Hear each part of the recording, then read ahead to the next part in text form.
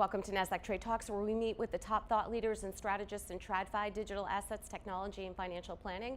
I'm your host, Jill Malandrino, and joining me at the MarketSite studio, we have Tim Rice, CEO of CoinMetrics, and Harry Sudock, Chief Strategy Officer of GRIID, to discuss improving digital asset infrastructure, data and analytics, and of course, a regulatory environment. Gentlemen, it's great to have you with us. Welcome to TradeTalks. Tim, we'll start with you. Harry, if you can follow up. Give us a high-level overview of the space right now and where CoinMetrics fits within the ecosystem. Yeah, thank you very much, Jill. From where we're sitting, clearly the latest approval of the Bitcoin spot ETFs has been super helpful for the industry more broadly. We've had a tough 18 months prior to this with some of the other events that we had going on in the broader crypto space. But I would say right now, there's definitely a change in the wind. We've got more traditional financial institutions interested in engaging with us. And where we sit in the ecosystem is basically we provide the underlying content, whether it's related to the on-chain data set or market data connectivity and indexes. And we're seeing a big inflow of interest as far as those categories are concerned right now. Mm-hmm. And Harry? Yes, so I work at GRIID. We're a large-scale publicly traded mining company. Really what I think is so interesting is the ongoing integration between the energy system and the mining system. So the way that you secure the Bitcoin network is really a direct offshoot of the way that we generate electricity in the US here. We've obviously seen a couple of years of distance between the Chinese mining ban and the rise of the American public mining sector more broadly. And so, what's really been interesting is just to watch one country sort of take a position that they don't want to have this type of settlement security happen there, and the US really be the beneficiary, where there are now many large players that are continuing to develop at scale. How is the macro environment impacting Bitcoin and the digital asset space more broadly? I think there's a couple of components to the macro environment that we think about. The first is obviously regulatory. Being focused on Bitcoin alone means that we've been shielded from quite a lot of that. Now, that doesn't mean as a company that went public during this last more tumultuous period, we didn't face our own headwinds on the SEC side, but really it was an education exercise for them getting to really deeply understand our business and understand the questions to ask. But more so, we're in a high CapEx environment, and so the ability to go through a capital formation exercise is really downstream from rates, downstream from the appetite of the investment community around risk assets. That affects the price of Bitcoin, but it also affects miners' ability to form capital on a cost-effective basis. And so as we see things shake loose, we see the S&P at all-time highs and some of these health markers in our financial system, I think those capital markets have unlocked somewhat since maybe 12 or 18 months ago. And certainly people are taking another new, fresh-eyed look at digital assets and Bitcoin and the Bitcoin mining companies that work within it. So it's been really exciting to kind of hit the new year with that. Yeah, and Tim, from your perspective, the macro, even let's call it the larger economic environment, how it's impacting the space. I think, Bitcoin, we started off in a zero interest rate environment, right? So there was plenty of excess capital in the system. So we really just kind of, I would say, survived our first increase in rates. You see that across the venture space with the amount of money being deployed into new companies and new formations, which is really positive for Bitcoin and the crypto space in general, is that we're starting to see the inflow of capital back into the space, and interest rates are still at kind of recent all-time highs. So, it feels good. We seem to be uncoupling with that interest conversation, and it feels really good. We were talking earlier, I think there are some other global macro impacts, especially related to Bitcoin mining, that we need adjustments on. I mean, we could get better energy prices if we had some conflicts in the world settle down.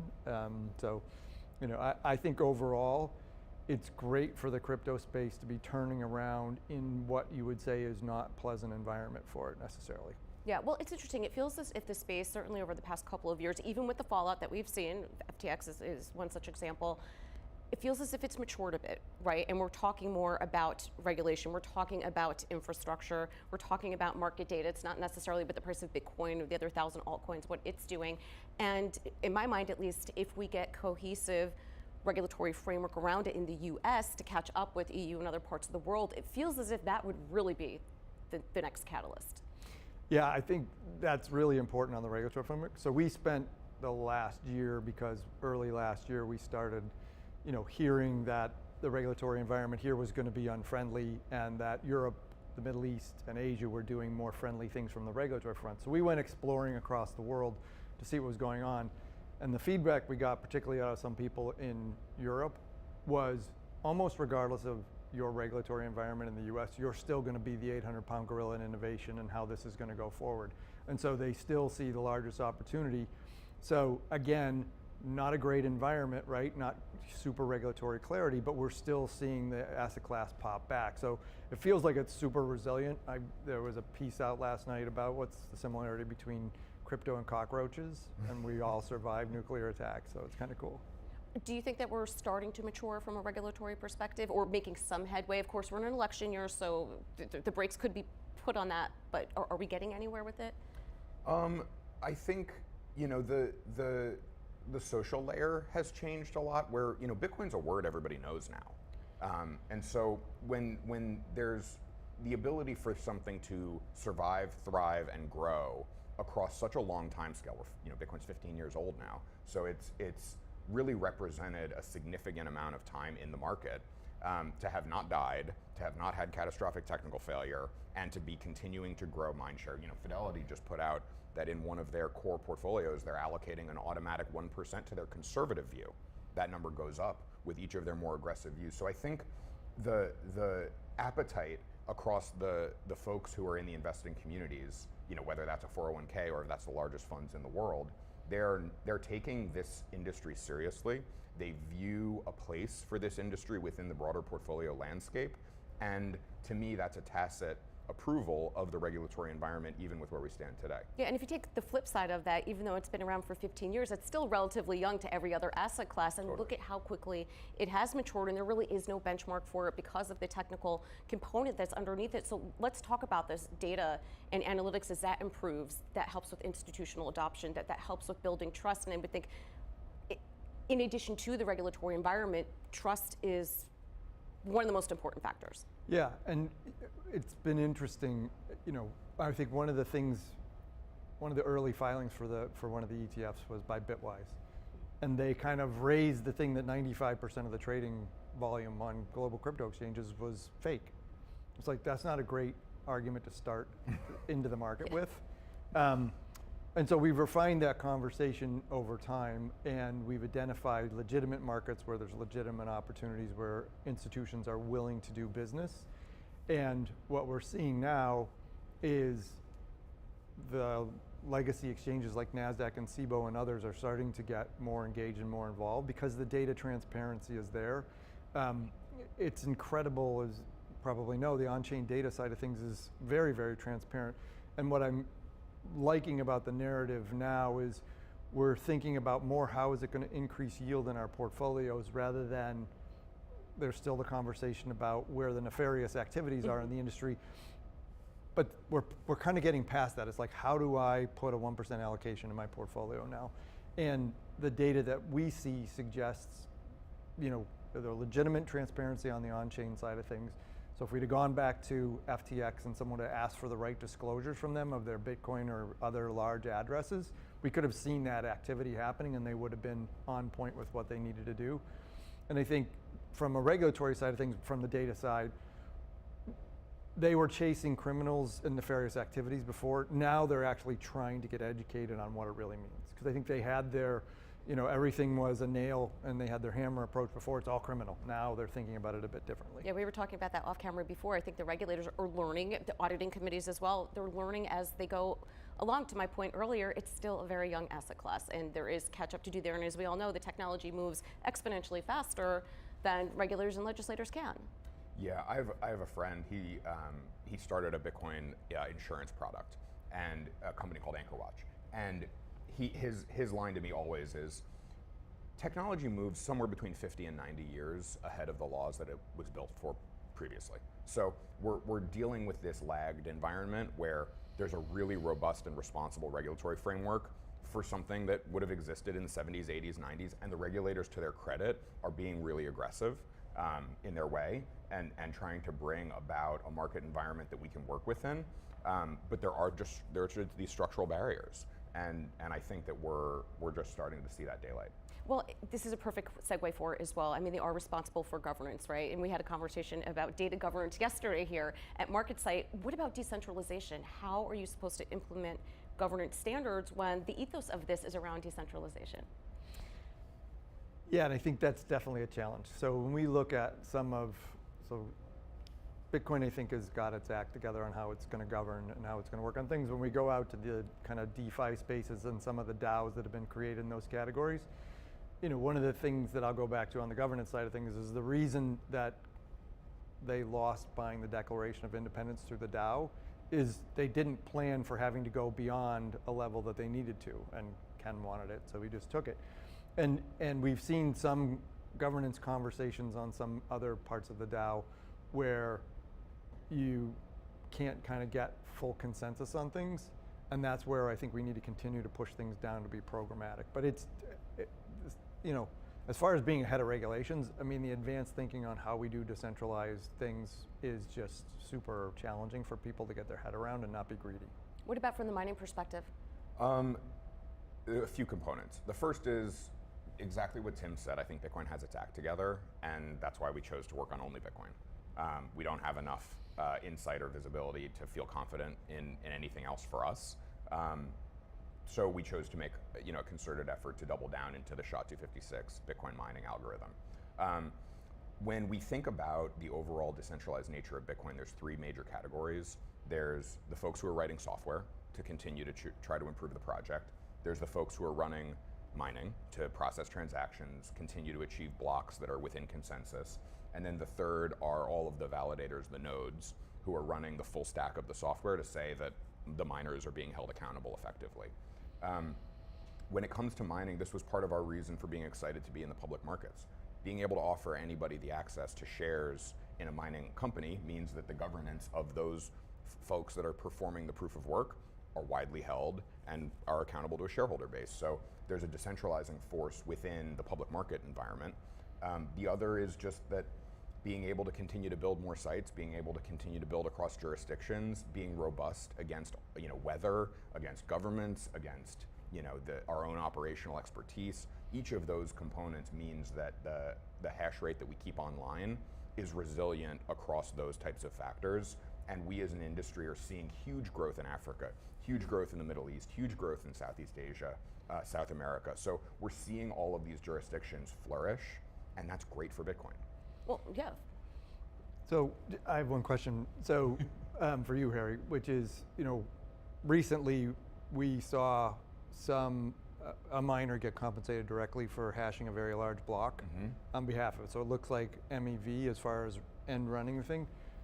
So do you see that as a trend? From a governance perspective, I look at that as a bit of a weakness, which is I pay off-chain reward to a miner because I want to jam a lot of data into a block. Yeah, there are social norms that are a bit of a higher friction point. One is that the mining companies themselves are very poorly equipped to kind of manage that because of the way that the producer of proof of work, the pool aggregator, and then the individual transactor, those are broken into component parts.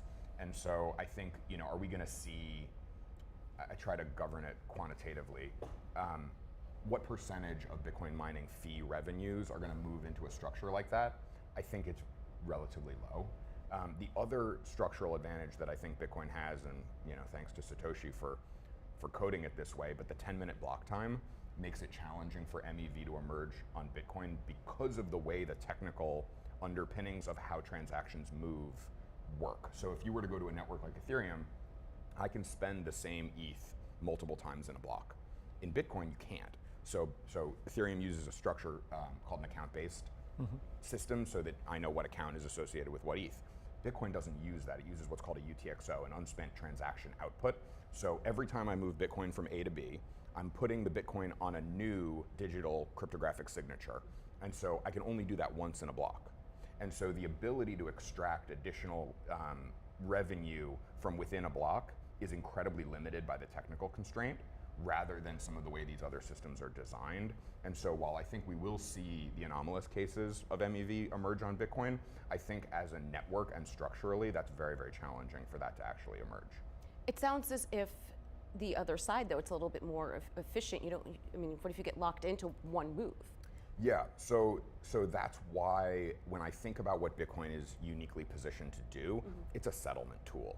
And so if I'm engaging in a final settlement of a transaction, that single move per block is ideal because I know exactly with surety what's going to happen to my money or receiving or sending on a single block basis.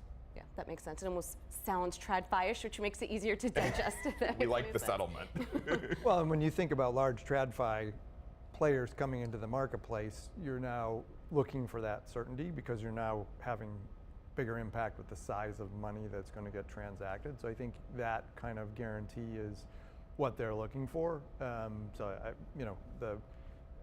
It wasn't a jab at Bitcoin's governance. It was just one of those. Well, things it's a that good was question to enough. ask. It's a great Yeah. question, Yeah. and it's important that we take everybody's kind of expertise really seriously. Everybody can handle this type of technical conversation. I didn't study computer science, but I read a lot and learned a lot, and that sort of Bitcoin content is approachable. What about the halving that's coming up? What is the significance of that? I'll tell you about the halving for Bitcoin and then halving for miners. Yes. Because those are two tracks. The halving for Bitcoin is the demonstration of the algorithmic monetary policy in action. So the reason that we know Bitcoin will only have 21 million units is because every 210,000 blocks, the amount of reward gets cut in half. The reward being that new minted Bitcoin. So when you think of the supply schedule over decades, that's the reason why we're very, very, very, very, very confident that there will only ever be 21 million Bitcoin is because the amount of new issuance is going down right on schedule. Right. For miners, it's a little more complicated because those new Bitcoin are our revenue. And so when you think about how to design a globally competitive mining company, being aware that we're signing up to have our revenue in Bitcoin terms cut in half every 4 years is part of that calculus. It's all in all of our Excel models. Now, as fees go up, which they did over the last couple of quarters, that loss of revenue gets offset because more people are using Bitcoin. But the way that we think about a strategic approach for our business is continue to be laser focused on our cost structure. It means signing the best power contracts in the world and being cost conscious down to the penny. But also it means making strategic investments and thinking carefully about CapEx as we look to raise or lower our efficiency across the fleet. So the miners that generate our Bitcoin, they use a certain amount of electricity, but a new miner comes out that uses less electricity per unit of revenue they're able to generate. Now, how do we make the CapEx and capital planning decisions to upgrade the fleet? We think very, very carefully about that in the context of the halving, because continuing to improve efficiency, continuing to drive costs down is how we stay competitive even when revenue might go down. And from a data-driven perspective, each of the new mining rigs that comes online from the miner, so if you're an investor in a publicly traded mining company, we have the ability at Coinmetrics and other places to see which miners the computers are solving the problem the fastest for each block. So we can help inform the investor in Harry's company that basically this is a super efficient mining company because they're on the latest rigs, they're mining at a very high efficiency, and let's not get into the ESG conversation with here because you can go have that with AI in a couple of weeks, which has got to be coming down the road. But when I think about investing in public companies that I invest in personally, again, this is where Bitcoin's enhanced transparency and capable to see the data makes it really easy for an investor to understand every day that what he's doing for a living and what you've invested in is there, and it's the most efficient format to do it, and you can see the league tables of who's winning and who's losing. And this is an important conversation to have because one of the arguments is, what are the fundamentals behind Bitcoin? I mean, are there earnings? Is there revenue growth? Of course there's not. It's a technology, but when I think about GRIID, I'm thinking about, let's look at CapEx. Let's look at their costs in. Let's look at their costs out. How are they managing when they know the halving is going to be a declining asset, if you will? So that's your fundamentals when you look at it in that perspective. Make 3 financial statements great again, right? We love digging into sort of the very sort of bottom-up view of the business. We think every day about how do we drive our unit cost down when we build a new site. A great example of this. We looked at the market for PDUs, right? The big long bars with all the outlets on them. We looked at the market. We thought somebody was making like 200 to 300% margin selling those. So we hired an electrical engineer. We had a new design, and we got them fabricated ourselves because we said we're going to buy 30,000 of those That's going to be a huge number when we go build more sites at scale. How do we bring that capability in-house? How do we drive, it's the Jeff Bezos, your margin is my opportunity. We take that approach with every line item of CapEx and either in-source or competitively bid so that we know that we're driving that cost down, because capital efficiency is the whole game for miners. All right, we'll end on fundamentals then. Gentlemen, appreciate the insight. Thanks for joining us on Trade Talks, and thanks for joining me. I'm Jill Malandrino, Global Markets Reporter at Nasdaq.